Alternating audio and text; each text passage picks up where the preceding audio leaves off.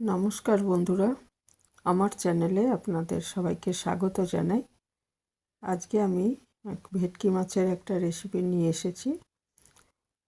ভেটকি মাছ ছাড়াও অন্য মাছ দিয়ে করলেও এইভাবে করলেও এটা খেতে খুব ভালো হয়।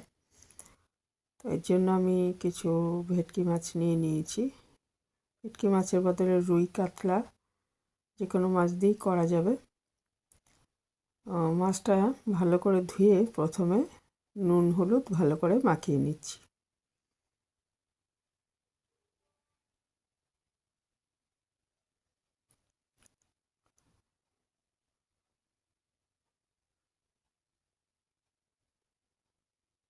নুন হলুদ মাখিয়ে এটা 10 মিনিট রেখে দেবো,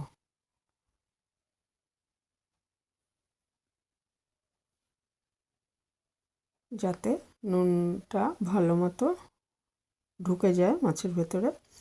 আর একটা মশলা বানিয়ে রেখে দিচ্ছি। 2 চামচ জিরে গুঁড়ো, 2 চামচ ধনে গুঁড়ো। এটা জলে ভিজিয়ে রেখে দিচ্ছি। 20 মিনিট রেখে দিলে এইভাবে এটা ভালো হবে আর কি, মশলাটা কষানোর সময় পুড়ে যাবে না। আর ছোট হাফ চামচ লঙ্কা গুঁড়ো এর মধ্যে দিয়ে দিলাম। আর পরে একটু আদা বাটা এর মধ্যে দিয়ে দেবো।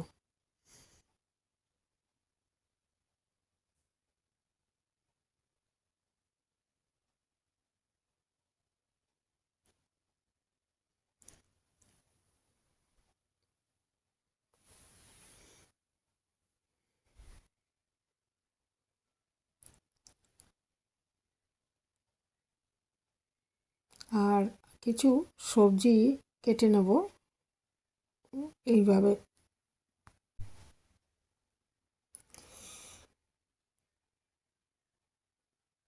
একটা কড়াইতে সর্ষের তেল দিয়ে দিচ্ছি 2 চামচ।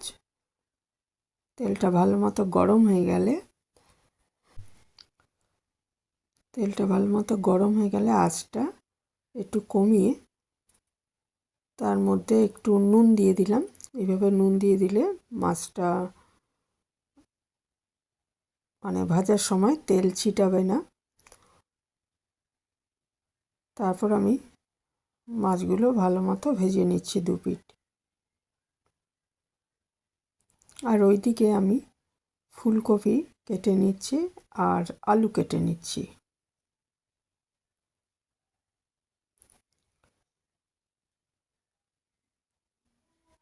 উল্টে পাল্টে 2 পিঠ ভেজে এটা তুলে রাখলাম। বাকি মাছের টুকরোগুলো একইভাবে ভেজে নিচ্ছি। মিডিয়াম আঁচে ভাজলে 2 পিঠ ভালো মতো ভাজা হবে, ওই জন্য আঁচটা মিডিয়াম রাখতে বললাম। তারপর ওই তেলে একটু বিউলির ডালের বড়ি ভেজে নিচ্ছি।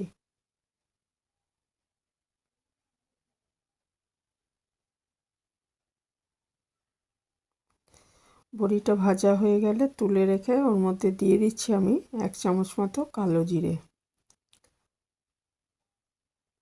কালো জিরেটা একটু ভাজা গন্ধ ছেড়ে গেলে এর মধ্যে আমি আগে কেটে আর ধুয়ে রাখা আলুর টুকরোগুলো দিয়ে ভালো মতো ভেজে নিচ্ছি।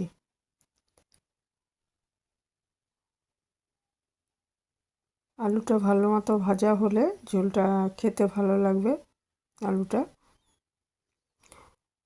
সেই জন্য নুন হলুদ দিয়ে ভালো মতো ভেজে তুলে রাখছি। তারপর ওই তেলের মধ্যেই যদি প্রয়োজন হয় আর একটু তেল দিয়ে কপিগুলো ভেজে নিতে হবে, ফুলকপিগুলো। আবারও নুন হলুদ দিয়ে দিচ্ছি, বুঝে দিতে হবে কারণ দুবারে দিলাম নুন।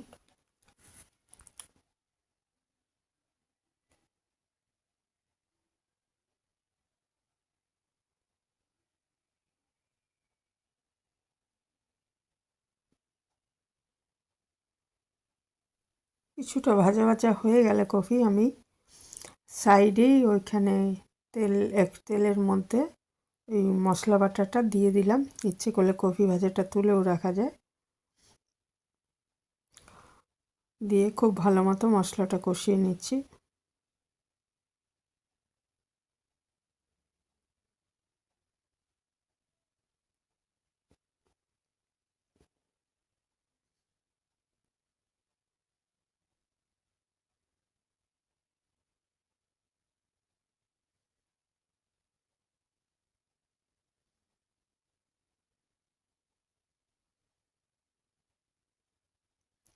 এরপর কফিগুলো মশলাটার মধ্যে দিয়ে ভালো মতো কষিয়ে নেব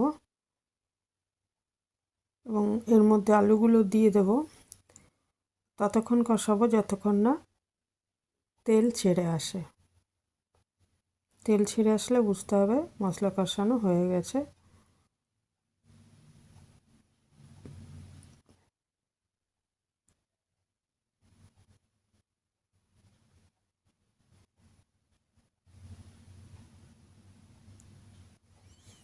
আর এদিকে একটু জল গরম করে নিচ্ছি, কারণ আমি রান্নাটায় গরম জল ব্যবহার করব।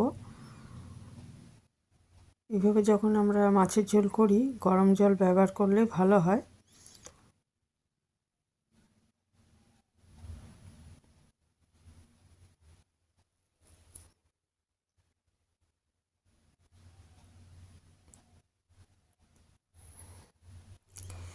মশলাটা কষানো হয়ে গেছে, তেল ছেড়ে এসছে। এবার ওই গরম জলটা আমি এর মধ্যে ঢেলে দিচ্ছি।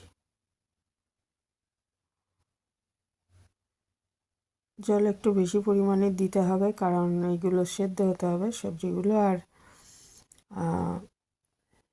মাছও সেদ্ধ হবে এর মধ্যে। ঢাকা দিয়ে আমি 2-3 মিনিট রান্না করে নিচ্ছি। মিনিট 3 পরে ঢাকাটা খুলে এর মধ্যে দিয়ে দিচ্ছি কাঁচা লঙ্কা আর ভেজে রাখা মাছ, এগুলো আস্তে আস্তে দিয়ে দিচ্ছি। আর বড়ি, এগুলো সব দিয়ে আবার ঢাকা দিয়ে 6-7 মিনিট রান্না করে নিতে হবে।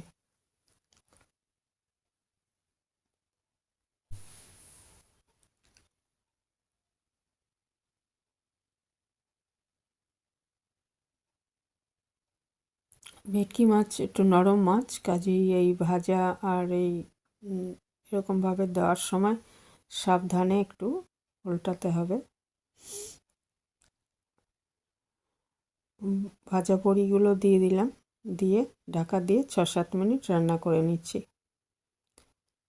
6-7 মিনিট পর ঢাকাটা খুলে এর মধ্যে দিয়ে দিতে হবে ধনেপাতা।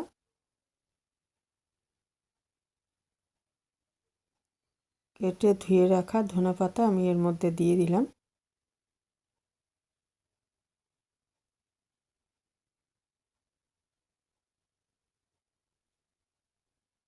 ধনেপাতা দেওয়ার পর আঁচটা বন্ধ করে আবার ঢাকা দিয়ে একটু রেখে দিলেই মাছের ঝোল রেডি হয়ে যাবে।